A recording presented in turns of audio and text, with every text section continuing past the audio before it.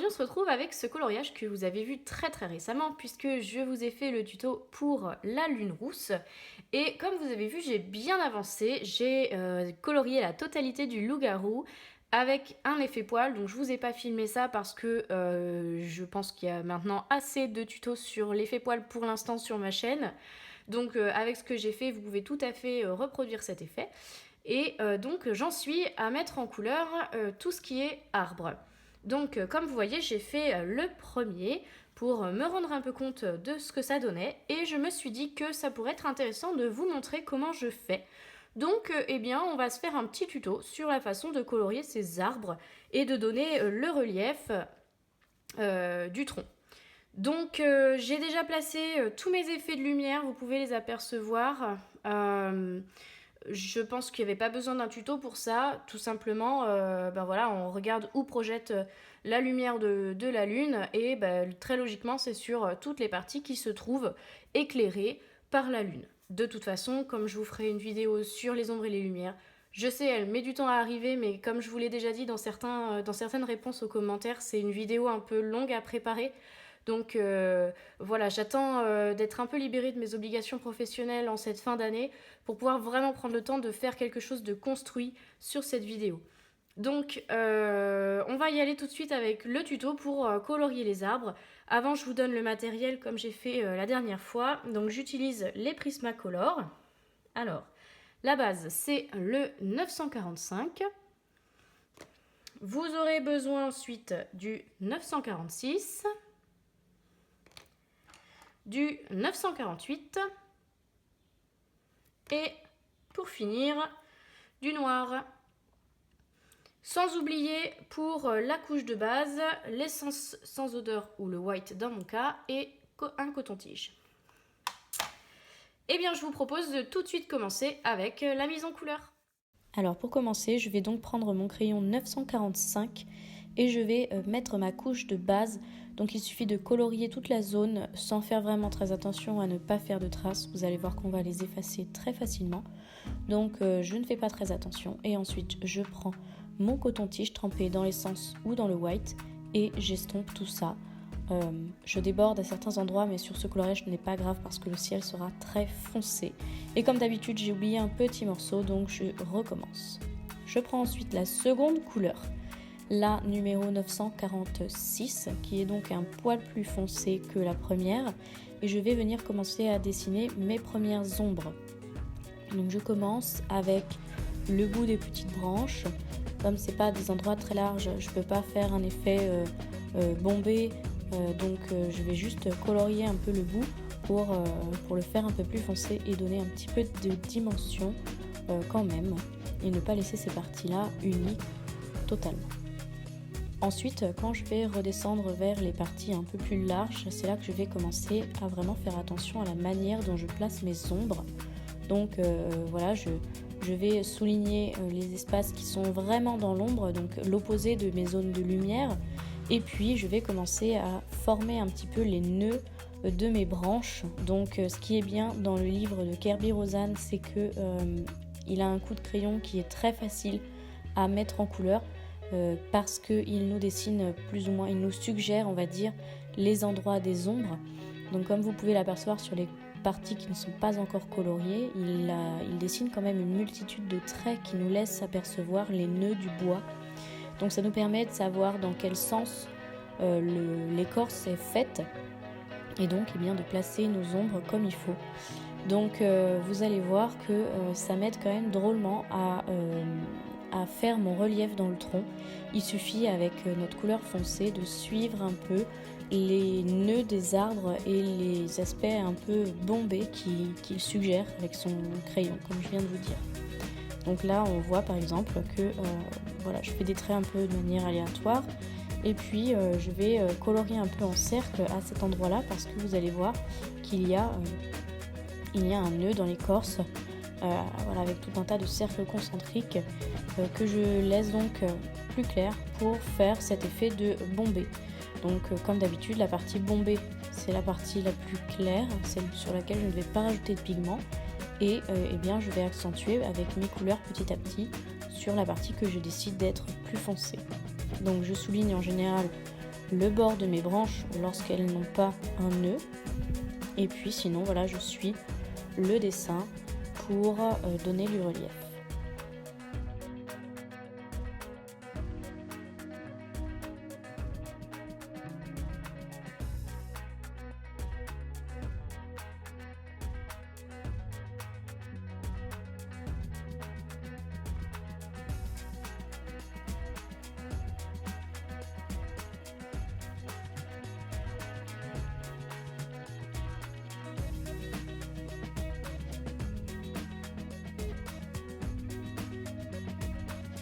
Alors, comme je vous ai déjà expliqué, rien ne sert tout de suite de faire d'énormes zones tout de suite très très foncées et très très larges. Tout va se faire petit à petit avec un travail successif d'ajout de couches de couleurs. Puisque vous allez voir que je vais revenir dessus, hein. Je ne fais pas tout du premier coup, même s'il y a des personnes qui passent 5-6 couches, moi j'en passe pas autant, mais tout n'est pas fait en une couche quand même, il faut se laisser une marge de rectification et vaut mieux y aller petit à petit plutôt que de tout faire d'un coup. Donc voilà, c'est pour ça que vous allez me voir un peu switcher avec mes crayons et reprendre un peu de clair, un peu de foncé petit à petit.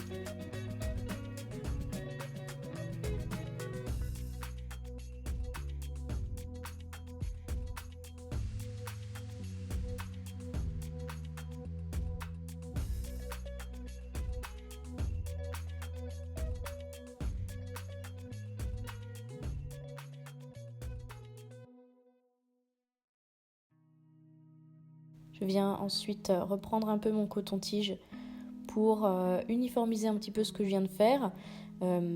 J'ai pas besoin de le faire partout et j'ai surtout pas besoin d'appuyer parce qu'en fait, comme j'ai estampé la couche de base, le papier a encore un peu d'essence. Donc j'ai pas besoin nécessairement d'en rajouter beaucoup. Ça se blende un peu déjà rien que en posant le crayon. Donc c'est pour ça qu'il n'y a pas besoin vraiment de beaucoup travailler l'essence, mais un petit peu pour fondre quand même les transitions. Je prends ensuite le troisième crayon, le 948, et je viens faire à peu près le même travail que précédemment. Donc pour accentuer les ombres comme d'habitude. Donc je viens en remettre sur les bouts des petites branches et sur toutes les petites parties un peu plus bombées et dans l'ombre. Donc grosso modo c'est sur les mêmes zones que celles que je viens de définir à l'avance avec mon crayon 946, mais comme d'habitude, de manière un peu moins étendue pour redessiner encore plus les bords.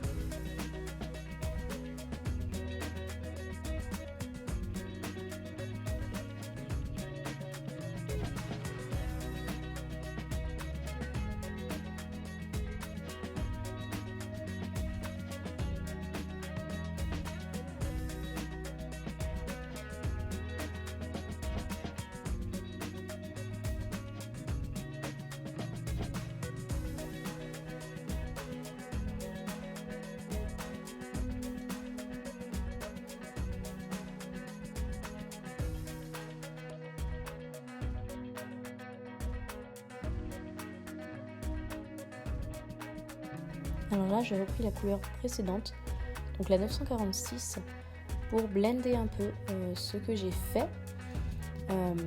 pour, comme d'habitude, adoucir les transitions.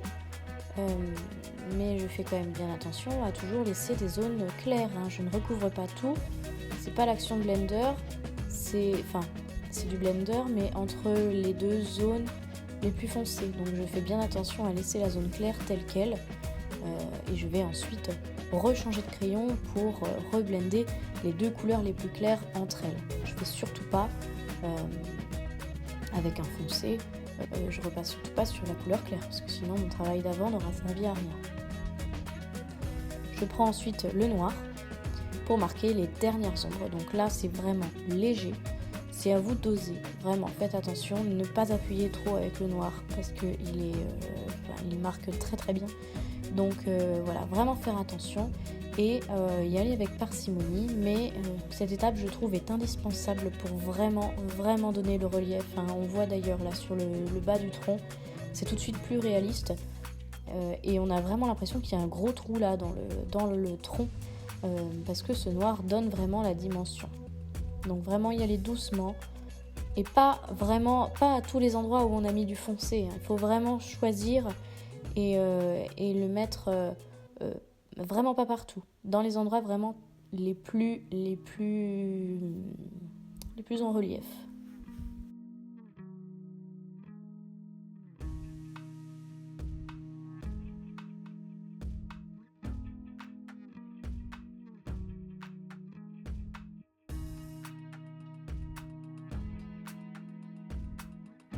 Une fois que j'ai fait ça, et bien comme habituellement, je viens adoucir les transitions entre le noir et le 948 en repassant un peu du 948.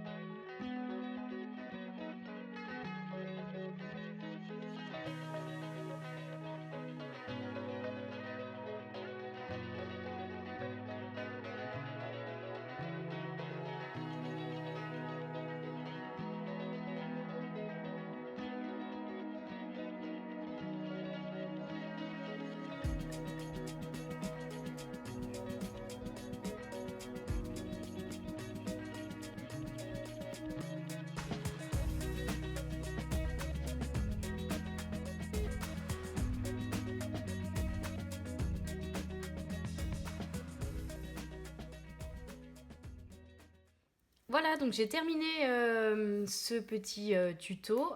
J'espère que ça vous aura plu, que vous aurez bien compris de quelle manière je colorie les troncs pour leur donner ce relief. Et comme vous avez vu, c'est plutôt facile sur le livre de Kirby Roseanne, comme je vous l'ai dit, puisqu'il dessine à l'avance tous les nœuds des troncs d'arbres. Voilà, donc n'hésitez pas à me dire dans les commentaires ce que vous en avez pensé comme d'habitude. Et puis on se retrouve très vite pour la suite. Et en attendant, eh bien restez connectés. Salut!